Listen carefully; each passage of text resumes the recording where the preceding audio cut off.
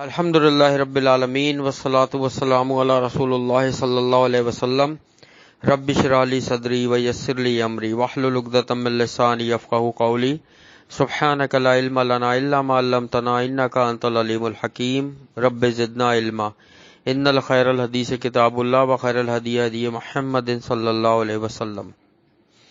اچھا، حضرت نوح علیہ السلام کا ہم نے واقعہ پڑھا تھا مومنون میں، ٹھیک ہے، 2-3 دن ہمارا یہی چلا ہے۔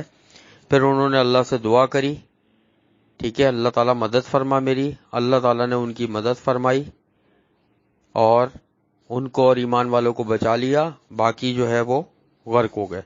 پھر انہوں نے کس طریقے سے کشتی میں بیٹھ کے اللہ کا شکر ادا کیا اور وہ مبارک جگہ پہ اترے، یہ ڈیٹیل بھی میں نے بتائی دی۔ اچھا، ایک چیز ذہن میں رکھنا بیٹا، سورہ ہود میں اور سورہ بقرہ میں جب موسیٰ علیہ السلام سے انہوں نے کہا قوم نے کہ تم ہمیں گائے ذبح کرنے کا حکم دیتے ہو، کیا تم ہم سے مذاق کرتے ہو؟ تو حضرت موسیٰ علیہ السلام نے بھی یہ دعا کری کہ میں اس چیز سے پناہ میں آتا ہوں اللہ کی کہ میں جاہلوں میں سے ہو جاؤں، ٹھیک ہے، پہلی چیز یہ۔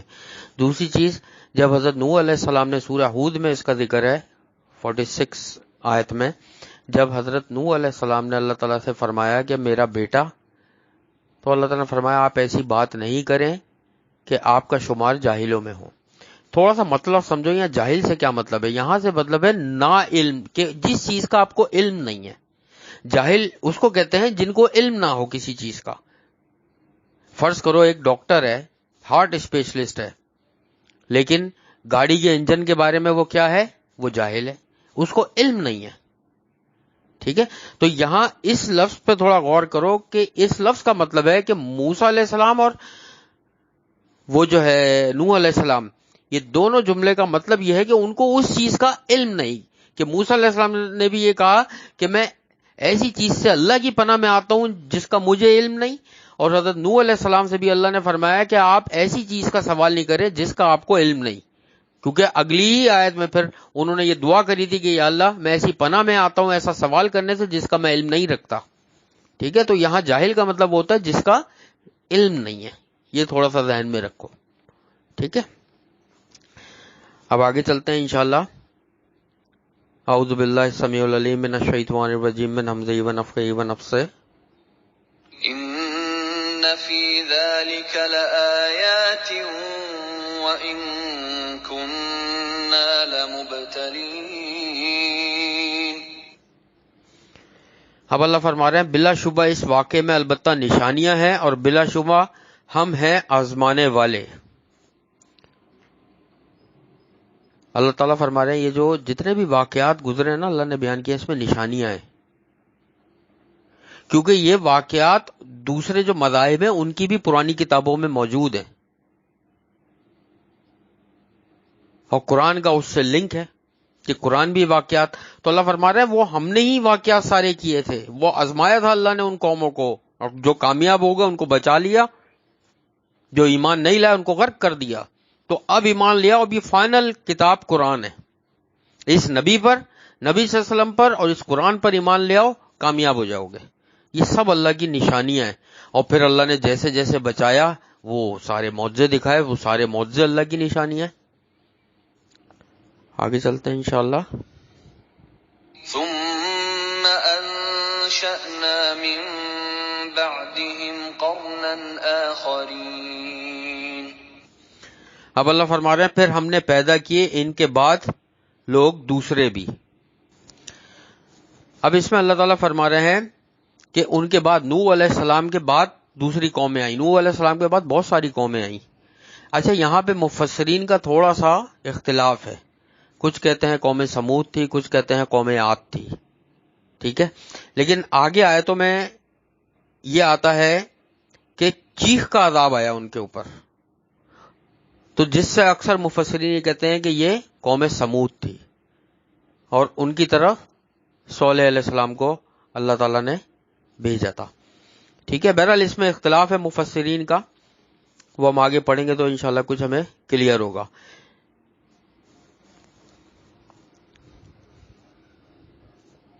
فأرسلنا فيهم رسولا أن اعبدوا الله ما لكم من إله غيره أفلا تتقون. اب اللہ فرما رہے ہیں تو ہم نے بھیجا ان میں ایک رسول. جب وہ قوم آئی تو پھر ایک رسول صلی اللہ علیہ وسلم کو اللہ تعالیٰ نے بھیجا. انہی میں سے یہ کہ تم عبادت کرو اللہ کی, نہیں ہے تمہارے لیے کوئی اور معبود اس کے سوا, کیا پھر تم نہیں ڈرتے. صلی اللہ علیہ وسلم نے بھی اپنی قوم کو, سمود یعنی جو تھی, ٹھیک ہے, ان کو یہی پیغام دیا. ہر نبی نے اپنی قوم کو ایک ہی پیغام دیا اللہ کا, توحید کا, ہر قوم نے. اور پھر قوم نے کیا رد عمل دکھایا وہ آگے سنتے ہیں انشاءاللہ. وقال الملأ من قومه الذين كفروا وكذبوا بلقاء الآخرة وأترفناهم في الحياة الدنيا ما هذا إلا بشر مثلكم يأكل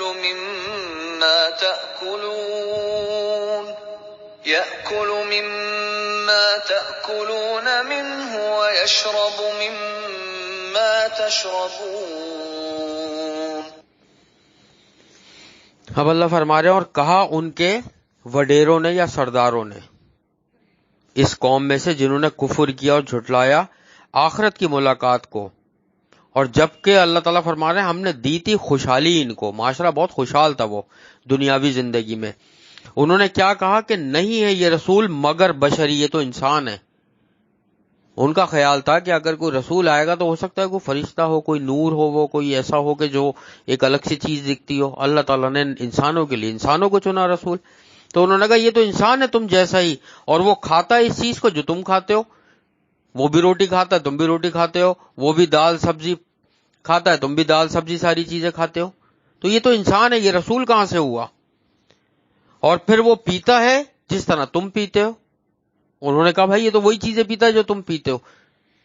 تو وہ سمجھتے تھے کوئی رسول ایسی چیز ہوگا, کوئی نوری مخلوق ہوگا یا کوئی ایسا ہوگا. اللہ تعالیٰ کا یہ اصول رہا ہے کہ جیسی چیز ہو ویسا اللہ تعالیٰ نے نبی بھیجا, انسانوں میں انسان نبی بھیجا. تو ہر رسول نبی صلی اللہ علیہ وسلم بھی انسان تھے, کیونکہ انسانوں میں اللہ تعالیٰ نے بھیجنا تھا نا قیامت والے دن, ورنہ لوگ کلیم نہیں کر دیتے. اچھا یہ بتاؤ کتنا آسان تھا کلیم کرنا. کیسا کلیم کہ فرض کرو کہ اللہ تعالیٰ اگر کسی فرشتے کو رسول بنا کے بھیجتا, قیامت والے دن لوگ کلیم کر دیتے یا اللہ وہ تو فرشتہ تھا, وہ تو ساری بات کر سکتا تھا, ہم تو انسان تھے, ہمارے اندر تو جذبات, سوچ, ایمان اور مختلف طرح کی خواہشیں ہوتی ہیں, فرشتوں میں تھوڑی ہیں, ہم تو یہ عمل کر ہی نہیں سکتے تھے. یہ کلیم کو ختم کر کے اللہ تعالیٰ نے انسانوں میں سے بھیجا کہ جب یہ انسان اللہ کی پیروی کر سکتا ہے, احکامات مان سکتا ہے, تو تم بھی مان سکتے ہو. وہ الگ بات ہے کہ اپنی ہٹ دھرمی کی وجہ سے یا اپنے دلوں کی سختی کی وجہ سے تم لوگ عمل نہیں کرو. یہ اللہ تعالیٰ نے حجت ختم کر دی, انسانوں کو رسول بنایا کہ حجت ختم کر دی. اب یہ کوئی کلیم نہیں کر سکتا کہ جیسا انہوں نے کیا ویسا ہم کیسے کر سکتے تھے. جو عمل نبی صلی اللہ علیہ وسلم نے کیا ہمیں وہ کرنا ہے, ٹھیک ہے, اور ویسے ہی عمل صحابہ نے کیا, وہ اللہ کے چنے ہوئے تھے. اب آگے دیکھو کیا کہتے ہیں وہ, وَلَئِنْ أَطَعْتُمْ بَشَرًا مِثْلَكُمْ إِنَّكُمْ إِذًا لَخَاسِرُونَ. اب آگے وہ کہہ رہے ہیں کہ اور البتہ اگر تم نے اطاعت کی اپنے ہی جیسے ایک انسان کی تو بلا شبہ تم اس وقت البتہ سخت خسارہ اٹھانے والوں میں ہوگے. بلکہ انہوں نے اتنا بھی دوسرے لوگوں سے کہا کہ بھائی اس کی بات نہیں ماننا, اگر اس کے کہنے پر چلو گے تم تو پھر تم بھی نقصان اٹھاؤ گے. اب بتاؤ, خود تو گمراہ ہو رہے ہیں, لوگوں کو بھی گمراہ کر رہے ہیں. اللہ تعالیٰ نے نمونہ ہم اپنے اوپر رکھ کر دیکھیں تو اللہ تعالیٰ نے نبی صلی اللہ علیہ وسلم کو ہمارے لیے نمونہ بنایا ایک کہ ایسا عمل کرنا ہے. ایک بندہ تو چلو خود عمل نہیں کر رہا, وہ دوسروں کو بھی اگر روکے, یار فلاں کی بات نہیں سننا, فلاں تو یہ کہہ رہا ہے, اس کی بات نہیں سننا, یہ تو پتہ نہیں کیا کیا کہہ رہا ہوتا ہے. ہر وہ شخص جو نبی صلی اللہ علیہ وسلم کی سنت بیان کرے اور اس حدیث کا, اس سنت کا حوالہ دے, کتاب کے ساتھ ریفرنس کے ساتھ حوالہ دے اور صحیح سند کے ساتھ وہ بیان کرے جو حدیث صحیح ہو, اس کی بات ماننی چاہیے, ماننی پڑے گی. یہ قرآن کہہ رہا ہے اطیعوا اللہ و اطیعوا الرسول, کہ اللہ کی اطاعت کرو اور رسول کی اطاعت کرو. دیکھو بڑا فرق ہے. قرآن میں ہر جگہ پتہ ہے کیا آیا؟ اطیعوا اللہ و اطیعوا الرسول. حالانکہ اگر عربی میں دیکھو نا اللہ تعالیٰ صرف یہی فرما دیتا نا اطیعوا اللہ و رسول کہ اطاعت کرو اللہ کی اور رسول کی. یہ جملہ بھی کافی تھا. لیکن دیکھو اللہ تعالیٰ نے کیا آیت نازل کری؟ اطیعوا اللہ و اطیعوا الرسول کہ اللہ کی اطاعت کرو اور رسول کی اطاعت کرو. ورنہ اتنا ہی کافی تھا اطاعت کرو اللہ اور رسول کی. اللہ تعالیٰ نے دیکھو زور کس پر دیا ہے کہ اپنے نام پر زور دیا اللہ کی اطاعت کرو اور پھر زور دیا ہے نبی صلی اللہ علیہ وسلم کی اطاعت کرو. اور پھر کوئی اگر ایسا شخص ہے جو سنتوں سے روک کے سوچے فلاں نے یہ کہا ہے، ہمارے ماں باپ نے یہ کہا، پڑوسی یہ کرتے ہیں، ہم نے باپ دادا کو یہ کرتے دیکھا، فلاں پیر نے یہ کہا، فلاں مولوی نے، فلاں امام نے یہ کہا، یہ سب کرو، تو سوچو وہ کس قدر گمراہی میں. آگے چلتے ہیں انشاءاللہ. أَيَعِدُكُمْ أَنَّكُمْ إِذَا مِتُّمْ وَكُنْتُمْ تُرَابًا وَعِظَامًا أَنَّكُمْ مُخْرَجُونَ.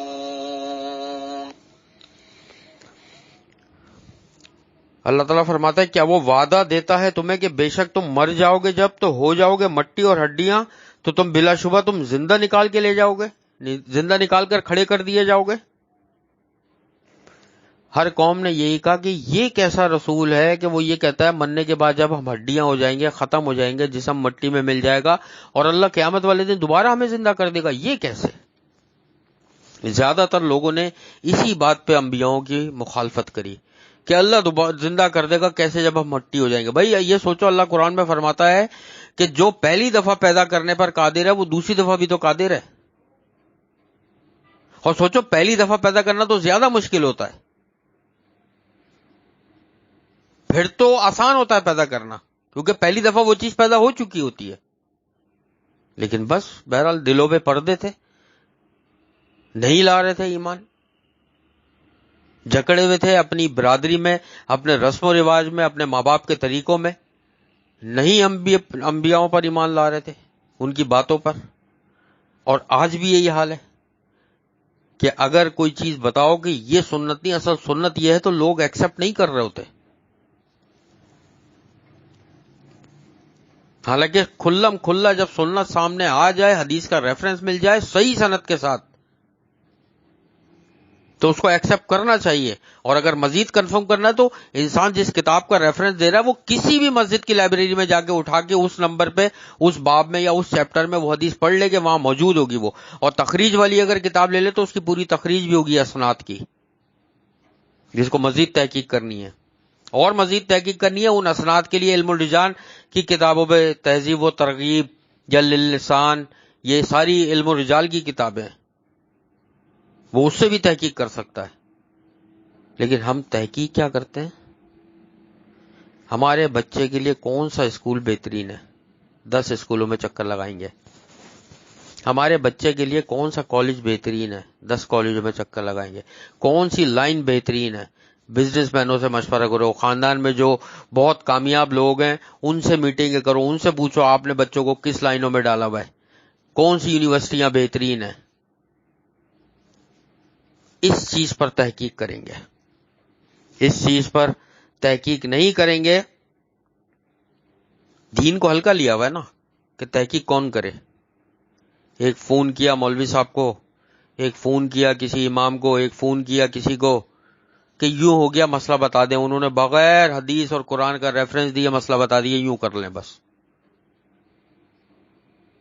نبی صلی اللہ علیہ وسلم نے فرمایا کہ قیامت سے پہلے اس طرح کے لوگ آئیں گے، ایسے علماء سو آئیں گے کہ وہ خود بھی علم نہیں ہوگا اسے انہیں، وہ خود بھی گمراہ ہوں گے اور لوگوں کو بھی گمراہ کریں گے کہ بغیر ریفرنس کے فتوے دیں گے. میں نے کتنے فتوے ایسے دیکھے ہیں، نہ ریفرنس کسی حدیث کا، نہ قرآن کی آیت کا ریفرنس، اور فتویٰ دیا ہوا یہ کام یوں کر لو تو ہو جائے گا. کتنے بڑے بڑے عالموں کو دیکھیں اور ایک جمع غفیر ان کے پیچھے چل رہا ہے. کتنے افسوس کی بات ہے. تو ہمیں تحقیق کرنی ہے اس دین کی. ہم لوگ صرف یہی رونا روتے رہتے ہیں کہ خرچے پورے نہیں ہو رہے، مہنگائی ہو گئی ہے. معاشرے میں یہ مہنگا ہو گیا، چکن مہنگی ہو گئی، تیل مہنگا ہو گیا. ہمیں یہ فکر بالکل بھی نہیں ہے کہ دین کے ساتھ کیا کرتے جا رہے ہیں لوگ.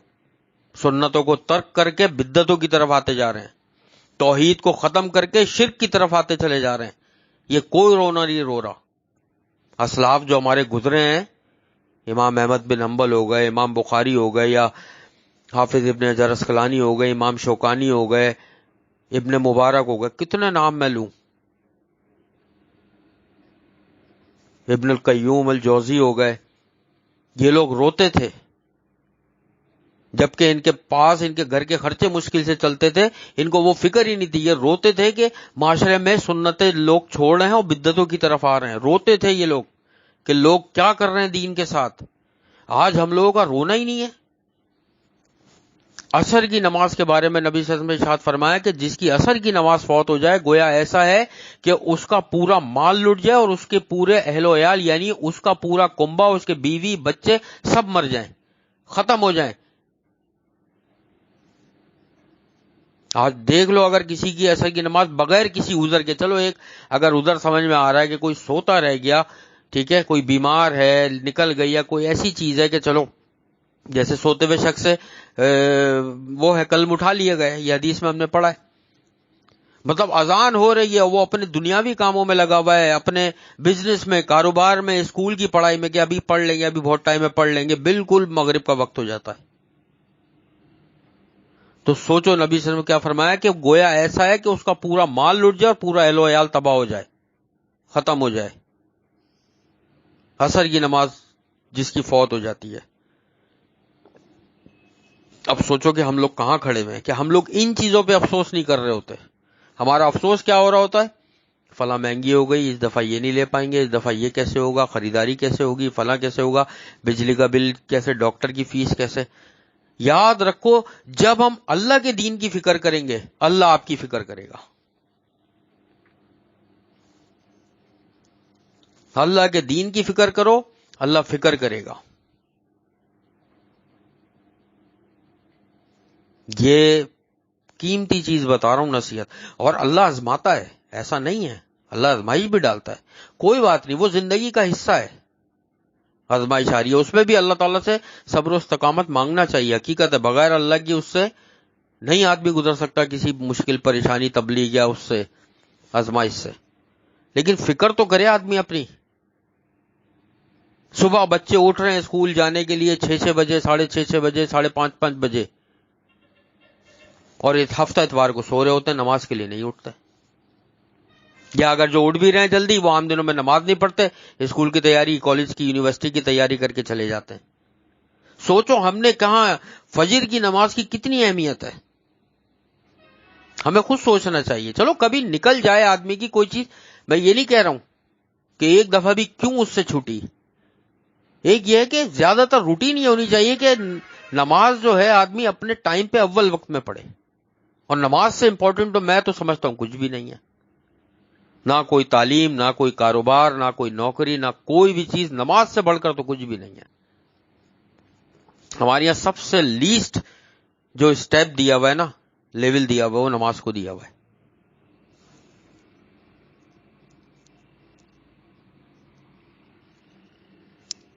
دو باتیں بتا کے بس اپنی بات کا اختتام کروں گا، کیونکہ یہ میرے آنکھوں کے سامنے کا واقعہ ہے، اس وجہ سے میں بتاتا ہوں. ایک دفعہ میں ایک ریسٹورنٹ گیا، وہاں پہ 2 لڑکے بیٹھے ہوئے تھے، شکل سے بہت پڑھے لکھے، انگلش میں بات کر رہے تھے آپس میں، بہت اچھی ان کی ڈریسنگ،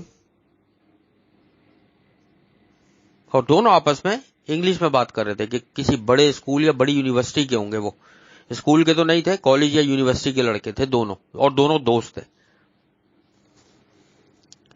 تو وہ دوست اپنے دوسرے دوست سے کہنے لگا کہ سب سے بڑا میرا دشمن جو ہے نا وہ میرا باپ ہے. پتہ نہیں شاید کسی سے وہ شادی کرنا چاہ رہا ہوگا، اس کے باپ نے منع کر دیا، کچھ یہ کہانی تھی. تو بہرحال اس کا جملہ سنو کہ جو پتہ نہیں کون سی اچھی یونیورسٹی میں اس کی ڈریسنگ اور جن گاڑیوں میں وہ آئے ہوئے تھے، لگ رہا تھا کہ کوئی ہوں گے ٹھیک ٹھاک فیملی کے، امیر گھرانے کے. لیکن اور انگلش میں وہ کہہ رہا کہ میرا سب سے بڑا دشمن میرا باپ ہے. وہ باپ جس کے بارے میں نبی صلی اللہ علیہ وسلم نے فرمایا کہ وہ صحابی شکایت کرنے گئے تھے تو نبی نے فرمایا تو اور تیرا مال دونوں تیرے باپ کا ہے، کہ تو پورا خود بھی اور تیرا پورا مال جتنا بھی ہے وہ سب تیرے باپ کا ہے. اس باپ کے بارے میں اس لڑکے کے یہ الفاظ تھے. یہ ہوتا ہے جب ہم اللہ کی کتاب کو چھوڑ کر، نبی کی سنتوں کو چھوڑ کر اچھے اچھے اسکول اور یونیورسٹیوں میں جائیں گے کہ دین سے کتنا دور ہو جائیں گے. پھر دوسری ایک اور چیز، ایک ہم بازار میں گئے، مال میں، وہاں پہ ایک ہم نے عورت کو دیکھا اپنی بیٹی کے ساتھ.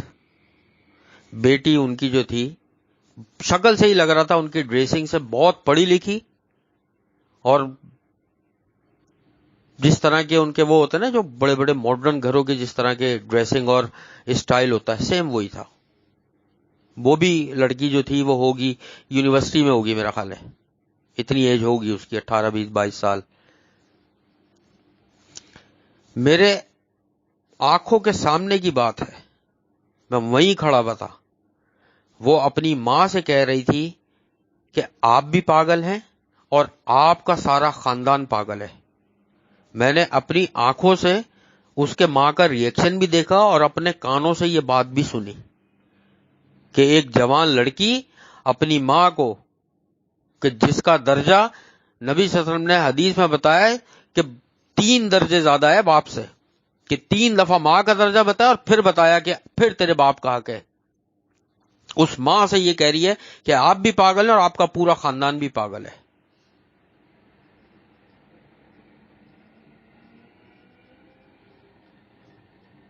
اب بتاؤ تم کون سی یونیورسٹیاں پڑھ رہے ہیں، ہم کہاں تعلیم حاصل کر رہے ہیں؟ کیا فرق ہے جانوروں میں اور ہم میں؟ ہمیں یہ فکر نہیں ہے. ہمیں یہ فکر ہے کہ ہمارے بچوں نے 1 مہینے سے چکن نہیں کھائی یا گوشت نہیں کھایا یا یہ نہیں کھایا یا یہ نہیں پہنا، ہمارے بچے عید پر کیا پہنیں گے. ہمیں یہ فکر نہیں ہے کہ ہماری نسل کہاں جا رہی ہے. ہم کن اونچی اونچی ڈگریوں کے چکر میں اپنے بچوں کا دین تباہ کر رہے ہیں. کتنے ایسی عورتیں اور ماں باپ ہیں جو چلی جاؤ، یہ یہیں پہ بنا ہوا ہے ایدی کا، بلقیس ایدی کا، عورتوں کا جو سینٹر بنایا ہوا ہے انہوں نے، کہ وہ جوان اولادیں اپنے ماں باپ کو چھوڑ کے چلے جاتے ہیں، لاوارث سمجھ کے وہاں جمع کرا دیتے ہیں کہ بھائی اب ان کی پرورش کرو.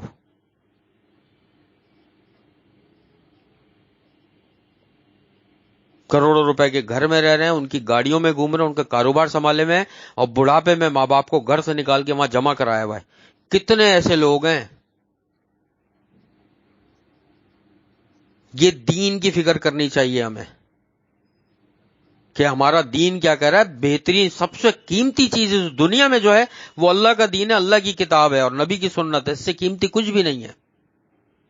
اللہ تعالیٰ نے ابھی کیا فرمایا، ہم نے کیا پڑھا ہے کہ وہ جو سمود کی قوم کی طرف بھیجا تھا صالح علیہ السلام کو، کہ دنیا ہم نے خوشحال رکھی تھی ان کی، لیکن شرک اور کفر پہ تھے، تباہ کر دیا اللہ تعالیٰ نے. یہ خوشحالی جو ہوتا ہے نا، یہ اللہ کی رضا کی علامت نہیں ہوتی ہے. اللہ کی رضا جو ہے نا، وہ انسان یہ دیکھے کہ وہ قرآن اور حدیث کو کتنا ٹائم دے رہا ہے اور نمازوں کو کتنا ٹائم دے رہا ہے، دین کو کیا اہمیت دے رہا ہے. وہ اللہ تعالیٰ سے دعا ہے کہ اللہ تعالیٰ ہمیں خالص دین پر چلنے کی توفیق عطا فرمائے. جو کچھ بھی ہم نے پڑھا ہے اللہ تعالیٰ اس کے مطابق ہمیں زندگیاں بنانے کی توفیق عطا فرمائے، اور ہم سب کی تمام مشکلات، پریشانی اور بیماریوں کو دور فرمائے. ہم سب کو مسجد آباد کرنے والوں میں اللہ شامل فرمائے. قرآن پاک کو ہمارے دلوں کے لیے ہدایت اور نور بنا دے. ہم سب کے تمام صغیرہ کبیرہ گناہوں کو معاف فرما دے. اللہ ہم سب پر رحم فرما دے اور ہمارے والدین اور تمام سننے والوں پر رحم فرما دے میرے اللہ. ہم ہر طرح کی آزمائشوں، مصیبتوں، پریشانیوں اور بیماریوں سے اللہ ہم تیری پناہ میں آتے ہیں. اللہ آخرت میں ہم سب کا حساب کتاب انبیاء، شہداء، صدیقین اور سلف صالحین کے ساتھ فرما دیجیے گا. اللہم انا نسألوک الہدی والتقی والعفاف والغنی رب ارحمہما کما ربیانی صغیرا. اللهم إنا نسألك الجنة الفردوس وقنا عذاب النار. اللهم إنا نسألك الجنة الفردوس وقنا عذاب النار. اللهم إنا نسألك الجنة الفردوس وقنا عذاب النار. ربنا تقبل منا إنك أنت السميع العليم وتب علينا إنك أنت التواب الرحيم.